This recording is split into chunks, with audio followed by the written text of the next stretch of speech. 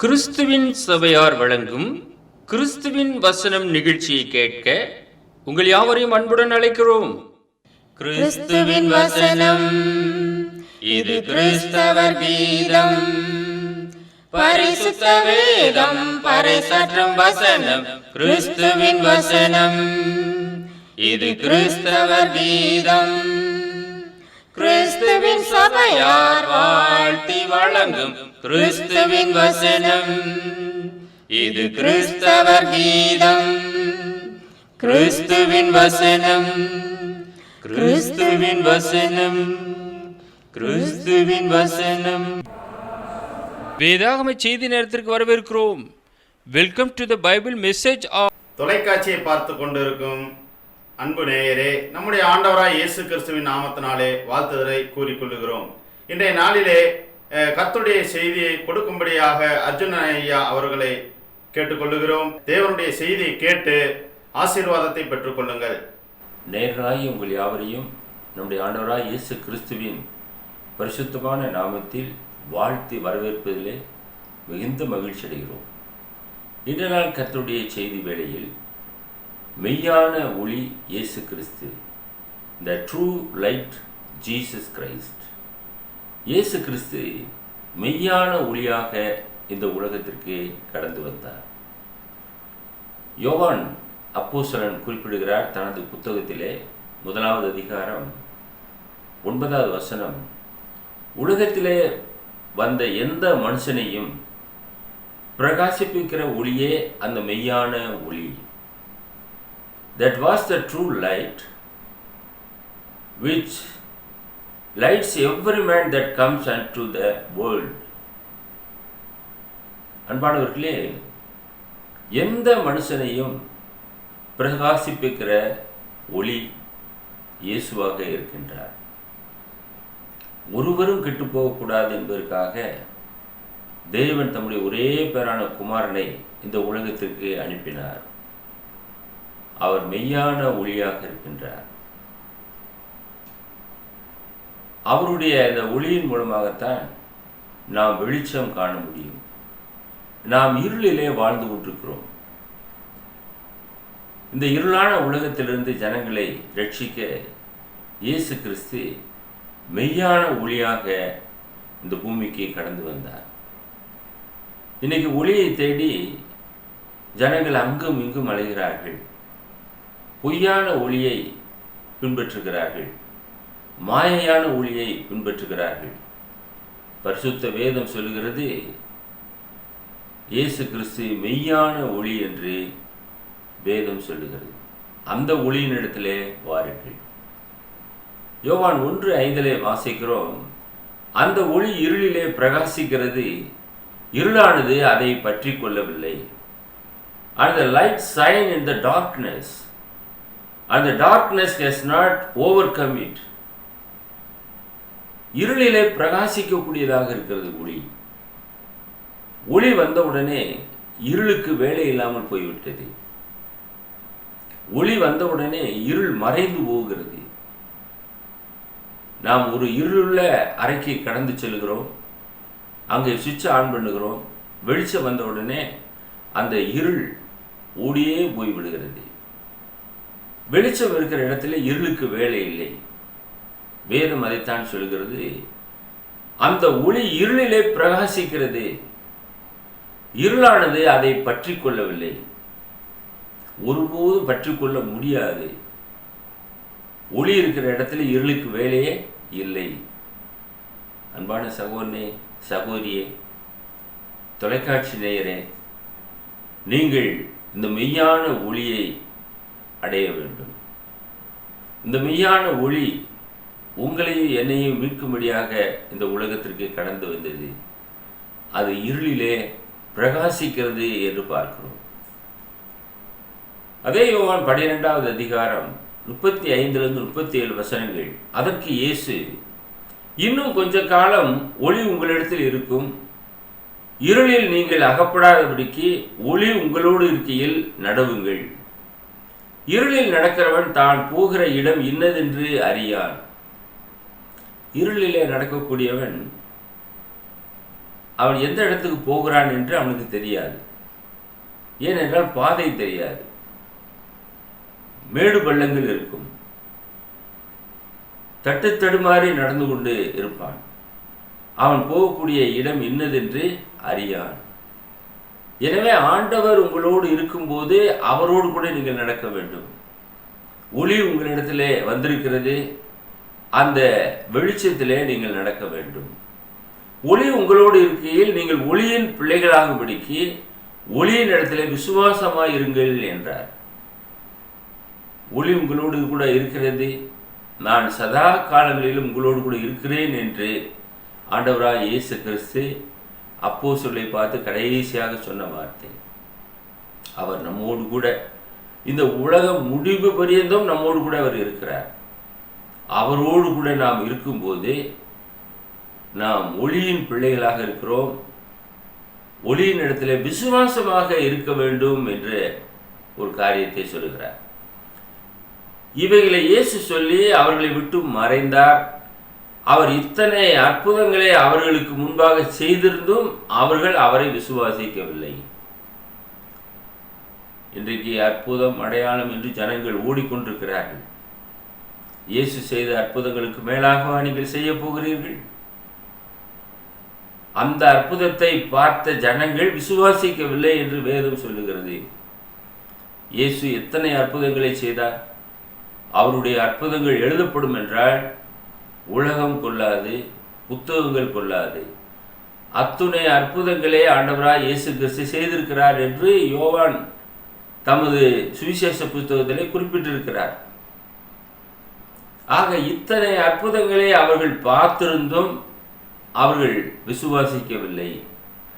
எனவே இயேசு சொல்லுகிறார், கவனியுங்கள், ஒளி உங்களோடு இருக்கையில் நீங்கள் ஒளியின் பிள்ளைகளாகும்படிக்கு ஒளியின் இடத்திலே விசுவாசமாயிருங்கள். ஒளியின் இடத்துல விசுவாசமாக இருக்கும்படியாக இயேசு கிறிஸ்து இந்த பூமிக்கு கடந்து வந்தார். நாம் வெளிச்சத்தை உடையவர்களாக இருக்கும்போதுதான் இருளில் இருந்து விடுதலையானவர்களாக இருப்போம். இந்த உலகம் இருள் நிறைந்த உலகமாக இருக்கிறது. இந்த இருளிலே நமக்கு வெளிச்சம் மிக மிக அவசியம். வெளிச்சத்தை எல்லோருமே விரும்புவார்கள், ஏனென்றால் இருளிலே இருக்கிறார்கள்.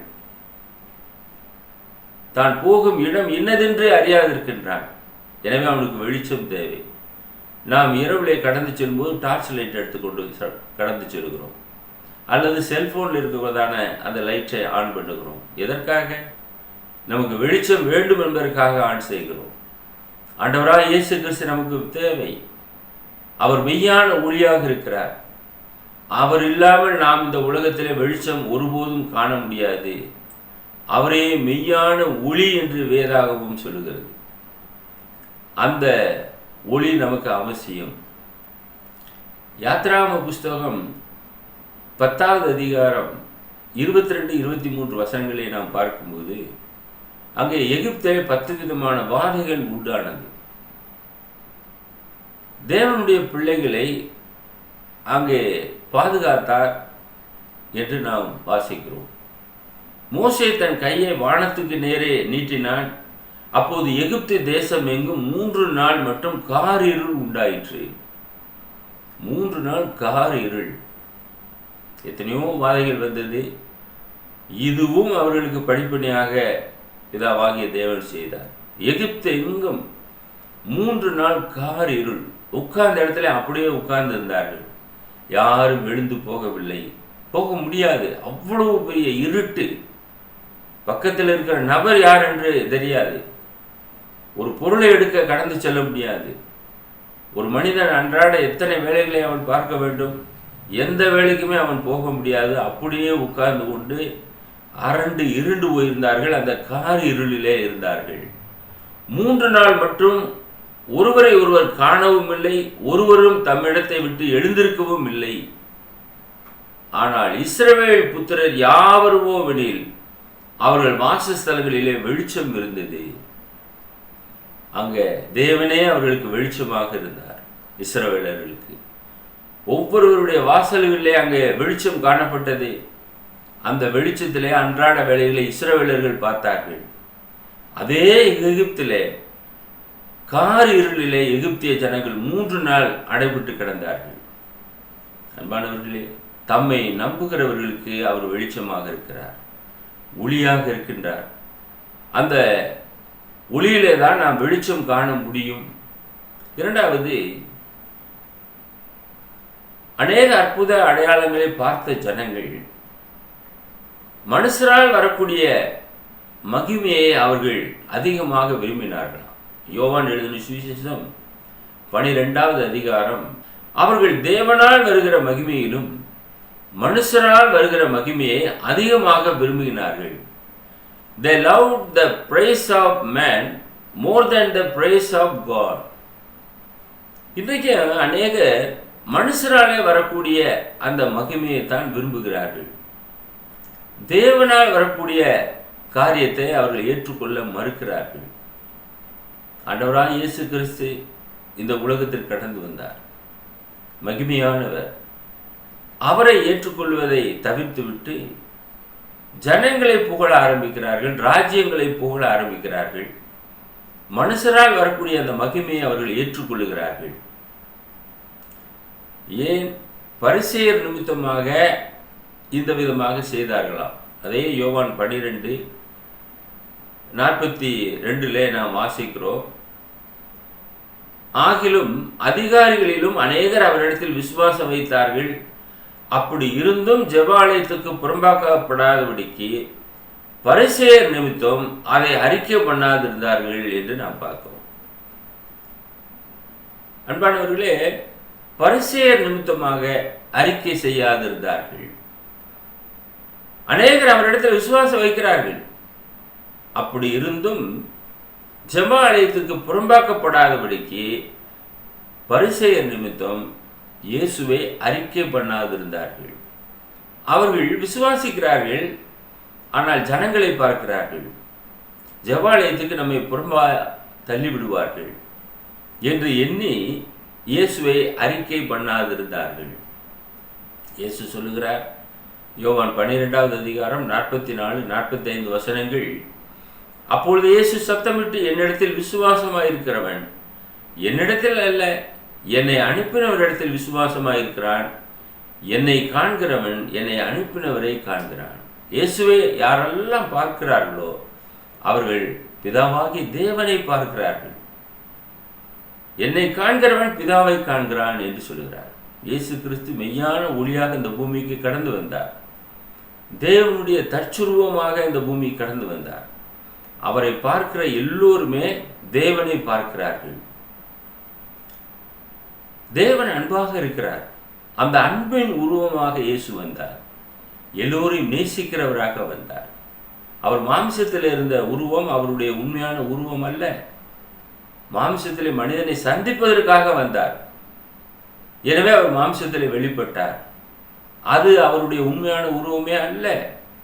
உங்களையும் என்னையும் மீட்கும்படியாக வந்த உருவமாக அது இருந்தது. அவர் ஒளியாக இருக்கிறார், மெய்யான ஒளியாக இருக்கிறார் என்று நாம் பார்க்கிறோம். யோவான் 9வது அதிகாரத்திலே ஒரு பிறவிக்குருடனுடைய சம்பவத்தை குறித்து நாம் 21வது வசனம் மற்றும் 22வது வசனத்திலே நாம் பார்க்கிறோம். அவனுடைய பெற்றோரை பார்த்து கேட்டார்கள், இப்போது இவன் பார்வையடைந்த வகை எங்களுக்கு தெரியாது, இவன் கண்களை திறந்தவன் இன்னான் என்பதும் எங்களுக்கு தெரியாது, இவன் வயது உள்ளவனாயிருக்கிறான், இவனையே கேளுங்கள், இவனே சொல்லுவான் என்றார்கள். பெற்றோர்கள் பயந்து போய்தான் இதை சொல்லுகிறார்கள். எந்த பெற்றோராவது இந்த மாதிரி சொல்லுவார்களா என்றால் அது கேள்விக்குறியாகவே இருக்கிறது. தன்னுடைய மகன் சுகமான காரியத்தை சொல்வதில் என்ன தயக்கம்? தன்னுடைய மகனுடைய சுகத்திற்காக அநேகர் பல இடங்களுக்கு கடந்து செல்வதை இந்த உலகத்திலே பார்க்கிறோம். பிள்ளைகள் எப்படியாவது சுகமடைய வேண்டும் என்று. இந்த பெற்றோருடைய குமாரனோ பிறவிக்குருடன். அவனை இயேசு சுகமாக்கினார். நீ போய் சீலோபாமிலே கழுவு என்று சொல்லி அவனை அனுப்பினார். அவன் போய் அந்த விதமாக கழுவி பார்வையடைந்தான். இப்பொழுது இவன் பார்வையடைந்த விதத்தை குறித்து பெற்றோரிடத்தில் கேட்கிறார்கள். பெற்றோர்கள் என்ன செய்கிறார்கள்? பயந்து போய் இவன் வயது உள்ளவனாயிருக்கிறான், இவனையே கேளுங்கள் என்று சொல்லி அனுப்பிவிட்டார்கள். அவனுடைய தாய் தகப்பன்மார் யூதருக்கு பயந்ததினால் இப்படி சொன்னார்கள். ஏனெனில் இயேசுவை கிறிஸ்து என்று எவனாவது அறிக்கை பண்ணினால் அவனை ஜெப ஆலயத்துக்கு புறம்பாக்க வேண்டும் என்று யூதர்கள் அதற்கு முன்னமே கட்டுப்பாடு செய்திருந்தார்கள். அதனால தான் பயந்தார்கள். அப்போ மனுஷருக்கு பயப்படுகிறார்கள். தேவனால் வரக்கூடிய மகிமையை அவர்கள் ஏற்றுக்கொள்ள மறுத்து மனுஷரால் வரக்கூடிய காரியங்களை ஏற்றுக்கொள்ளுகிறார்கள். மனுஷர்களுக்கு பயப்பட்டு இந்த காரியத்தை செய்தார்கள். ஆகையினால்தான் இயேசுவை புறம்பாக்கினார்கள். எத்தனை அற்புதங்களை இயேசு செய்தாலும் அதை அவர்கள் ஏற்றுக்கொள்ள மறுப்பதற்கு காரணம் என்னவென்றால் யூதர்களுக்கு பயந்தார்கள். மேலும் ஜெப ஆலயத்திலிருந்து அவர்களை நீக்கி விடுவார்கள். இன்றைக்கும் அநேக கிராமங்களில் இயேசுவை ஏற்றுக்கொண்டால் ஜாதியிலிருந்து சங்கத்திலிருந்து ஒதுக்கி வைத்து விடுவார்கள். அதனாலே அநேகர் ஏற்றுக்கொள்ள பயப்படுகிறார்கள். யாரும் பெண் கொடுக்க மாட்டார்கள், உறவு வைத்துக் கொள்ள மாட்டார்கள், தனியாக வீடு போட்டு அங்கே குடியிருக்க வேண்டிய சூழல் வரும் என்ற ஒரு பயம் அவர்களுக்குள்ளாக அச்சுறுத்தல் இருக்கிறது. எனவே மறுதளிக்கிறார்கள். அதே விதமாக இந்த பிறவிக்குருடனுடைய பெற்றோர் மறுதளித்தார்கள் என்று நாம் பார்க்கிறோம். ஆனால் இயேசு அவனை சந்தித்தார். 37 வசனம் முதல் 39 முடிய இயேசு அவனை நோக்கி, நீ அவரை கண்டிருக்கிறாய், உன்னுடனே பேசுகிறவர் அவர்தான் என்றார். அவன் ஏற்கனவே குருடனாக இருக்கும்போது இயேசுனுடைய வார்த்தையை கேட்டான். நீ போய் சீலோவாமிலே கழுவு என்று சொன்னார். அவன் போய் கழுவி பார்வையடைந்தான். அப்பொழுது அவன் இயேசுவை பார்க்கவில்லை. இப்பொழுது இயேசு அவனை பார்த்து கேட்கிறார், நீ அவரை கண்டிருக்கிறாய், உன்னுடனே பேசுகிறவர் அவர்தான் என்றார். உடனே அவன், ஆண்டவரே விசுவாசிக்கிறேன். ஏனென்றால் அந்த வார்த்தை, தன்னை சுகமாக்கின அந்த வார்த்தையினுடைய சத்தத்தை அந்த பிறவிக்குருடனுடைய காதுகள் கேட்டது. ஆண்டவரே விசுவாசிக்கிறேன் என்று சொல்லி அவரை பணிந்து கொண்டான். அப்பொழுது இயேசு சொல்லுகிறார், காணாதவர்கள் காணும்படியாகவும் காண்கிறவர்கள் குருடராகும்படியாகவும் நியாய தீர்ப்புக்கு நான் இந்த உலகத்தில் வந்தேன் என்றார். இன்னைக்கு பார்க்கிறேன் என்று சொல்லுகிறவர்கள் பார்வையற்றவர்களாக இருக்கிறார்கள். காணாதவர்கள் இயேசுவை கண்டு கொள்ளுகிறார்கள். அதற்குத்தான் இந்த உலகத்திற்கு இயேசு கிறிஸ்து வந்தார். இன்றைக்கு நீங்கள் நானும் கூட இந்த இந்திய தேசத்திலே வாழ்ந்து கொண்டிருக்கிறோம். நாம் இயேசுவை பார்த்ததில்லை. பெத்லகேமில் இயேசு பிறந்தார். அங்கே நமக்காக, நம்முடைய பாவத்திற்காக சிலுவையிலே தம்மை தாமே ஒப்பு கொடுத்தார். மீண்டுமாக அவர் உயிர் தெழுந்தார். மீண்டுமாக வரப்போகிறார். இந்த செய்தியெல்லாம் எருசலேம் துவங்கி எல்லா உலக தேசத்திற்கும் சொல்லப்பட்டிருக்கிறது. இதை நீங்கள் நானும் விசுவாசத்திலே நாம் ஏற்றுக்கொள்கிறோம். நாம் அவரை பார்க்கவில்லை, இருந்தாலும் நாம் அவரை காண்கிறோம். ஆவிக்குரிய கண்களில நாம் அவரை காண்கிறோம். அவர் அன்பு நிறைந்தவராக இருக்கிறார், அற்புத கர்த்தராக இருக்கிறார், அதிசயம் செய்கிறவராக இருக்கிறார். நீங்கள் அவரை விசுவாசிக்கும் போது உங்களுக்கு அவர் போதுமானவராக இருக்கிறார்.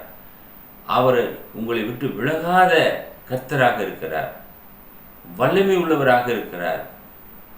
அவர் விசேஷ ஞானத்தையும் பலத்தையும் ஒவ்வொருவருக்கும் தந்தருளுகிறார்.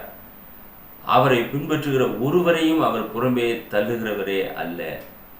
அவரை நீங்கள் ஏற்றுக்கொண்டீர்களா? அந்த மெய்யான ஒளி உங்களிடத்தில் வரத்தக்கதாக அவரை விசுவாசியுங்கள். அவர் உங்களிடத்தில் வருவார். உங்களுடைய வாழ்க்கையிலே இருளானது நீங்கும் என்று நாம் பார்க்கிறோம். மூன்றாவதாக நாம் பார்க்கும்போது, இயேசு உலகத்தின் ஒளியாக வந்ததின் நோக்கம் என்ன? What is the purpose of Jesus coming as the light of this world? இதை நாம் அறிந்து கொள்ள வேண்டியது அவசியமாக இருக்கிறது. யோவான் 12:46 நாம் வாசிக்கிறோம், என்னிடத்தில் விசுவாசமாய் இருக்கிறவன் எவனும் இருளில் இராதபடிக்கு நான் உலகத்தில் ஒளியாக வந்தேன். இயேசு கிறிஸ்து உலகத்தில் வந்ததனுடைய நோக்கத்தை இந்த வசனமானது நமக்கு குறிப்பிடுகிறது. இயேசுவினிடத்தில் விசுவாசமாக இருக்கிற யாரெல்லாம் விசுவாசமாக இருக்கின்றார்களோ அவர்கள் இருளிலே இராதபடிக்கு நான் உலகத்தில் ஒளியாக வந்தேன் என்று சொல்கிறார். அவங்க இருளில் வாழக்கூடாது, இருள் அவர்களை பற்றி கொள்ளக்கூடாது. அதற்காக இயேசு கிறிஸ்து இந்த உலகத்திலே வந்தார். நீங்கள் இருளை விரும்புகிறீர்களா அல்லது ஒளியின் இடத்துல விசுவாசமாக இருக்கின்றீர்களா? இருளை யாருமே விரும்ப மாட்டார்கள். அதே யோவான் 12வது அதிகாரம் 47வது வசனம், ஒருவன் என் வார்த்தையை கேட்டு விசுவாசியாமற் போனால் நான் அவனை நியாயந்திருப்பதில்லை. நான் உலகத்தை நியாயந்திருக்க வராமல் உலகத்தை ரட்சிக்க வந்தேன். ஒருவேளை சிலர் கேட்கிறார்கள், கேட்டு விசுவாசியாமல் போகிறார்கள். அதற்காக அவர்கள் என்னை விசுவாசிக்கவில்லை என்று சொல்லி அவர்களை அவர் நியாயந்திருக்க போவதில்லை. அதற்காக இயேசு கிறிஸ்து இந்த உலகத்துக்கு வரவில்லை. அப்படி என்றால் எல்லோருமே அவர் சபித்திருப்பார். அப்படி செய்யவில்லையே. தமிழகத்தில் வந்த எல்லோருக்குமே அவர் நன்மை செய்தார். அவர் தேவனுடைய குமாரனாக வெளிப்பட்டார், அன்பின் ரூபமாக வந்தார் என்று பார்க்கிறோம். நான் உலகத்தை நியாயந்திருக்க வராமல் என்று இயேசு சொல்லுகிறார். உலகத்தை ரட்சிக்க வந்தேன். இந்த உலகம் அவராலே காப்பாற்றப்பட வேண்டும். இயேசு கிறிஸ்து வந்ததனுடைய நோக்கம் ஒரு மதத்தை ஸ்தாபிப்பதற்கு அல்ல, இந்த உலகத்திலே தன்னை ஒரு பெரிய நபராக காட்டிக்கொள்வதற்காக அல்ல, ஜனங்களை ரட்சிக்க வந்தார். இன்றைக்கு பொது சேவை செய்கிறோம் என்று சொல்லுகிறவர்கள் அவர்களுக்கு தேவையான எல்லாவற்றையும் சமதரித்துக் கொள்ளுகிறார்கள். பல ஏக்கரில் கட்டடங்களை கட்டுகிறார்கள், உயர்வான வஸ்திரங்களை உடுத்துகிறார்கள், மேன்மையான இடங்களிலே இருக்க வாஞ்சிக்கிறார்கள், மேன்மையான இருக்கைகளை போட்டுக்கொள்ளுகிறார்கள், தமக்கு கீழாக எல்லாரும் அமர வேண்டும் என்று விரும்புகிறார்கள். ஆனால் இயேசு கிறிஸ்து ஒருபோதும் அந்த விதமாக இந்த உலகத்திலே இல்லை. அவர் வரும்போது தலை சாய்க்க இடமில்லை என்று வேதம் சொல்கிறது. அவருக்காக ஜெருசலேமில் ஒரு சொந்த வீடு என்பது இல்லை. அவருடைய ராஜ்யம் ஆவிக்குரிய ராஜ்யமாக இருந்தது. இந்த பூமிக்குரியவைகளே அல்ல, பரத்துக்குரியவைகளையே அவர் சிந்தித்துக் கொண்டிருந்தார். பரத்துக்கு நேராக ஜனங்களை வழிநடத்தினார். கடைசியில் பரமேறி கடந்து சென்றார் என்று பார்க்கிறோம். அவரை போல் இந்த உலகத்தில் ஒரு நபரை நாம் பார்க்க முடியாது. அவர் ஒருவரே பரிசுத்தர். அவர் ஒருவரே நம்முடைய பாவத்தை நீக்க வல்லவராக இருக்கிறார். அவரை நீங்கள் நானும் விசுவாசிக்க வேண்டும். அவர் மெய்யான ஒளியாக இருக்கிறார்.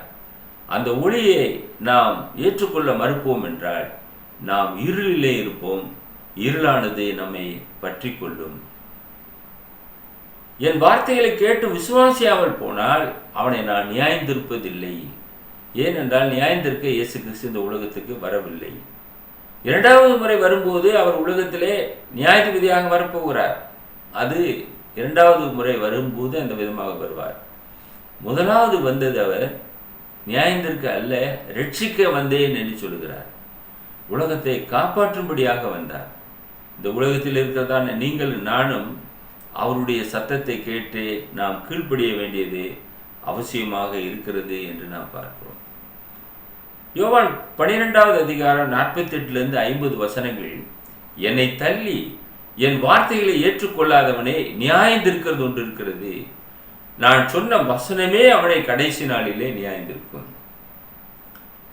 இயேசு கிறிஸ்து சொல்லக்கூடிய அந்த வார்த்தைகளை நாம் ஏற்றுக்கொள்ளாமல் அதை நாம் தள்ளி விடுவோம் என்றார். அதே அந்த வசனம்தான் கடைசி நாளிலே நம்மை நியாயந்திருக்கும் என்று சொல்கிறார். நான் சுயமாய் பேசவில்லை, நான் பேச வேண்டியது இன்னதென்றும் உபதேசிக்க வேண்டியது இன்னதென்றும் என்னை அனுப்பின பிதாவே எனக்கு கட்டளையிட்டார். பிதா என்ன கட்டளையிட்டாரோ அதையே இயேசு கிறிஸ்து செய்தார். அவர் அதிலிருந்து ஒன்று கூட்டவில்லை, குறைக்கவும் இல்லை. அதையே ஜனங்களுக்கு எடுத்து சொன்னார் என்று பார்க்கிறோம். அவருடைய கட்டளை நித்திய ஜீவனாக இருக்கிறது என்று அறிவேன்.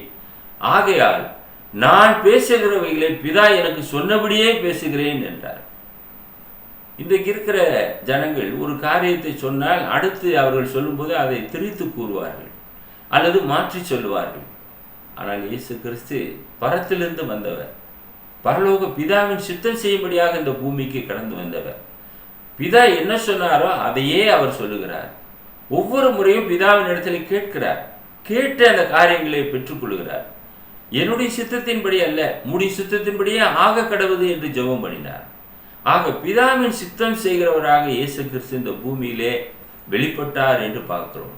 இன்னைக்கு அநேகருடைய வேதனை, எனக்கு ஒன்றுமே பிடிக்கவில்லை, என்னுடைய வாழ்க்கையை இருண்டு போய்விட்டது, நான் உலகத்திலே நான் எதற்காக வாழ வேண்டும், நான் வாழ்வது வீணாக இருக்கிறது என்று தங்களை காயப்படுத்தி கொண்டிருக்கக்கூடிய அநேக ஆத்துமாக்களை இந்த உலகத்திலே நாம் பார்க்கிறோம். எல்லாம் இருக்கிறது, வீடு வாசல், கார் பங்களா, உண்ண உணவு, உடுக்க உடை, நல்ல உறவினர்கள், நல்ல பிள்ளைகள் பந்தியை சுற்றிலும் இருக்கிறார்கள், நன்றாக வாழ்ந்து கொண்டிருக்கிறார்கள். ஆனாலும் அவர்களுக்கு திருப்தி இல்லை. காரணம், அவர்கள் மெய்யான ஒளியை பெற்றுக்கொள்ளவில்லை. மெய்யான ஒளி இயேசு கிறிஸ்து, அவர் ஒருவர் தான் பரம வைத்தியர். அவரை நாம் பெற்றுக்கொள்ளும் போது நம்முடைய வாழ்க்கை பிரைட்டாக இருக்கும், வெளிச்சம் காண்போம். நம்மை பார்த்து அநேகர் வெளிச்சம் காண்பார்கள். நம் மூலமாக கிறிஸ்து வெளிப்படுவார் என்று பார்க்கிறோம். அதை நீங்கள் விசுவாசிக்கிறீர்களா? அவரை நீங்கள் ஏற்றுக்கொள்வதற்கு மனம் இருந்தால் போதும், அந்த இருதயம் சுத்தமாக இருந்தால் போதும். இருதயத்திலே சுத்தம் உள்ளவர்கள் பாக்கியவான்கள் என திருமறை போதிக்கிறது. உங்களுடைய முழு இருதயத்தோடும், முழு ஆத்மாவோடும், முழு பலத்தோடும் அவரிடத்திலே நீங்கள் நம்பிக்கை கொள்ளுங்கள். அப்பொழுது மெய்யான ஒளி உங்களிடத்திலே வரும். அந்த மெய்யான ஆசீர்வாதத்தை நீங்கள் பெற்றுக்கொள்ள முடியும். இருள் உங்களை விட்டு விலகி போய்விடும். இருள் பிசாசை குறிக்கிறதாக இருக்கிறது. பிசாசு இயேசு வந்த இடத்திலே இருக்க மாட்டான், ஓடி விடுவான். வெளிச்சத்தை ஏற்றுக்கொள்ளுங்கள். மெய்யான ஒளி உங்களிடத்திலே வரும் என்றால் நீங்கள் பிரகாசம் அடைவீர்கள். மெய்யான ஒளி இயேசுவாக இருக்கின்றார். கடைசியாக 1 யோவான் 2வது அதிகாரம் 8வது வசனத்தை நாம் வாசித்து நிறைவு செய்யலாம். மேலும் நான் புதிய கற்பனையையும் உங்களுக்கு எழுதுகிறேன், அது அவருக்குள்ளும் உங்களுக்குள்ளும் மெய்யாய் இருக்கிறது. ஏனென்றால் இருள் நீங்கி போகிறது, மெய்யான ஒளி இப்பொழுது பிரகாசிக்கிறது. Because the darkness is past and the true light shines now. இப்பொழுது மெய்யான ஒளி பிரகாசமாக இருக்கிறது, இருள் நீங்கிவிட்டது. இது ஒரு புதிய கற்பனையாக யோவான் எழுதியிருக்கிறார். நாம் ஏற்கனவே பழைய கற்பனைகளை நாம் அறிவோம், நியாயப்பிரமாண போதனைகளை அறிவோம். இருள் நீங்கி போகிறது, மெய்யான ஒளி இப்பொழுது பிரகாசிக்கிறது. அந்த ஒளியை நீங்கள் ஏற்றுக்கொள்ளுங்கள், வெளிச்சத்தின் பிள்ளைகளாக மாறுவீர்கள். உங்களுக்காக நாங்கள் பாரத்தோடு ஜெபம் பண்ணுகிறோம். ஜெபிப்போம். எங்களை நேசித்து வழிநடத்துகிற பரலோகத்தின் பிதாவே, மெய்யான ஒளியாகிய இயேசு கிறிஸ்துவை நாங்கள் ஏற்றுக்கொண்டு நாங்கள் வெளிச்சம் காணத்தக்கதாக தேவரீர் உடைய பரிசுத்தமான கரத்தினாலே எங்களை கரம் பிடித்து வழிநடத்திட வேண்டுமாய் எங்களை அர்ப்பணம் செய்கிறோம். மெய்யான ஒளியை பெற்றுக்கொள்ளாத நபர்கள் இன்றைய நாளிலே அந்த ஒளியை ஏற்றுக்கொண்டு விசுவாசத்தின் மூலமாக பல நன்மைகள் அவர்கள் அடையத்தக்கதாக உடைய சத்திய பாதையிலே அவர்களை தொடர்ந்து வழிநடத்திட வேண்டுமாய் வேண்டுதல் செய்கிறோம். இருளுள்ள எங்களுடைய வாழ்க்கையிலே இயேசு கிறிஸ்து மெய்யான ஒளியாக வந்ததற்காக உமக்கு ஸ்தோத்திரத்தை ஏறெடுக்கிறோம். பிதா தாமே உடைய அநாதி திட்டத்தின்படியாக, தீர்மானத்தின்படியாக இயேசுவை எங்களுக்காக ஒப்பு கொடுத்து நாங்கள் வெளிச்சம் காண உதவி செய்ததற்காக நன்றி செலுத்துகிறோம். உம்முடைய குமாரனும் எங்கள் இரட்சகருமாய் இருக்கிற இயேசு கிறிஸ்துவின் விலையேற பெற்ற நாமத்தில் இந்த ஜெபத்தை தாழ்மையோடு ஏறெடுக்கிறோம் எங்கள் பரலோகத்தின் பிதாவே, ஆமென். ஒளி இருளிலே பிரகாசிக்கிறது, இருளானது அதை பற்றி கொள்ளவில்லை. The light shines in darkness and the darkness has not overcome it. Amen. 355-8041. Another number 6379350509. Email address arjunandglory@gmail.com. View our The Word of Christ program on YouTube channel. May God bless you all. மீண்டும் அடுத்த நிகழ்ச்சியில் உங்களை சந்திக்கும் வரை கர்த்தருடைய கிருபை நம் அனைவரோடும் கூட இன்றும் என்றும் சதா காலங்களிலும் இருப்பதாக.